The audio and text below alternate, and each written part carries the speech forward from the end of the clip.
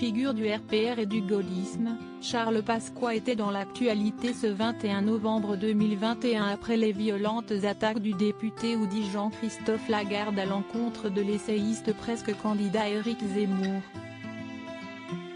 Ainsi, il fustigeait le fait que le polémiste se réclame dans la lignée de l'ancien ministre et résistant, estimant que ce dernier lui tirerait une balle dans la tête.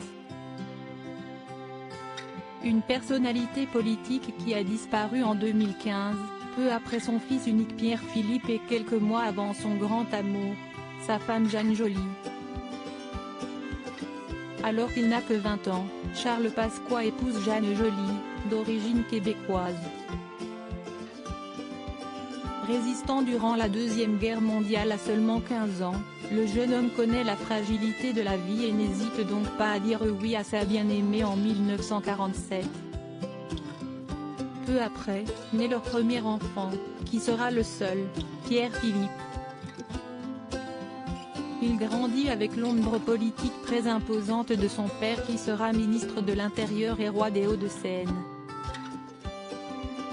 Siesti ainsi que celui qui a été agent immobilier a oscillé entre carrière dans le privé et dans la politique en militant un temps dans le mouvement Occident. La justice fera également parler de lui puisqu'il sera condamné à plusieurs reprises dans des affaires mêlant milieu politique et économique, celle de la Sofremi ou encore du Getz Alstom.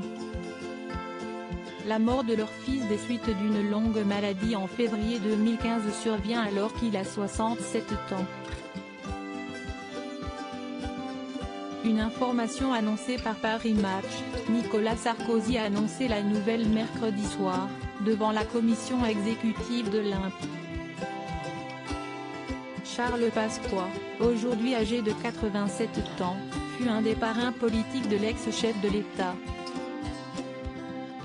Après son décès, enchaîne à quelques mois près de son père au mois de juin des suites d'un arrêt cardiaque, puis de sa mère Jeanne. Elle a en effet donné son dernier souffle un an après son dernier enfant, le 7 février 2016. Au clan Pasqua survivent notamment les deux enfants de Pierre-Philippe, Philippe et Alexandre.